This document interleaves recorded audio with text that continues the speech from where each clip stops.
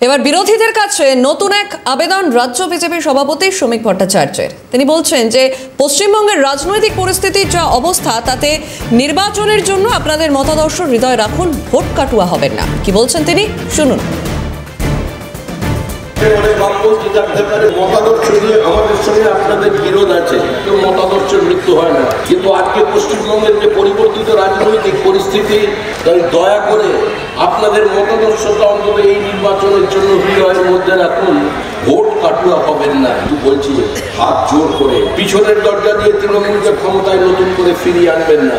যে তৃণমূল কংগ্রেসের যে কর্মীরা আছেন, যারা সম্পূর্ণ বিপরীত পরিস্থিতিতে থেকে নিজেদের ঘাম রক্ত দিয়ে তৃণমূলকে প্রাসঙ্গিক করেছিলেন, যে ওই বালি পাথরের গল্পের মধ্যে ঢুকে পড়েননি, তাদের কাছেও আমরা দাবি করছি কংগ্রেসের বন্ধুদের কাছে আবেদন, আমাদের কংগ্রেসের কাছে, তৃণমূল স্তরের তৃণমূল কংগ্রেসের কর্মীদের কাছে, যে আমাদের জন্য এই নির্বাচনটা শেষ নির্বাচন, এটাকে বাংলাদেশ হতে দেবেন না, যেখানে অনেক বামপন্থী থাকতে পারে।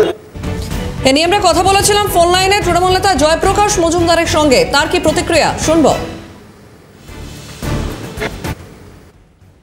বিরোধী দল কোথায়? উনি নিজে তো বিরোধী দল, তৃণমূল তো শাসক দল। তাদের আবার বলছে তৃণমূলকে আনবেন না কেন বলছেন? তৃণমূল কর্মীরা তো তৃণমূলকেই ফেরত নিয়ে আসবে, আর তৃণমূল কর্মীরা আনবে না।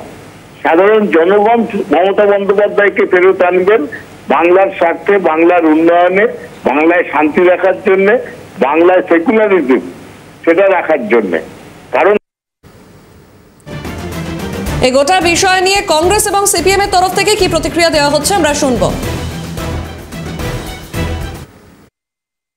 বাবুকে একটা প্রশ্ন করুন, যে আপনারা বলছেন সিপিএম এবং কংগ্রেস ভোট কাটুয়া, আপনাদের নেতা নরেন্দ্র মোদী এবং অমিত শাহ, মমতা বন্দ্যোপাধ্যায় এত দুর্নীতি করা সত্ত্বেও পশ্চিমবঙ্গে 355 বা 356 এখনো লাগু করেননি কেন?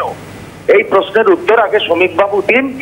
দেখুন, শ্রমিকবাবু নিজেই বলেছেন যে তৃণমূল কংগ্রেসের জন্ম বিজেপি এবং আরএসএস এর মধ্যে, এবং আমরাও জানি যে 1996 সালের 29শে মার্চ প্রথম টিএমসি তৈরি হয় তামিলনাড়ুতে কংগ্রেসকে ভাঙার জন্য, জিকে মুপানোরকে দিয়ে। তারপর 97 থেকে উদ্যোগ দিয়ে এই রাজ্যে টিএমসি বাংলা শব্দ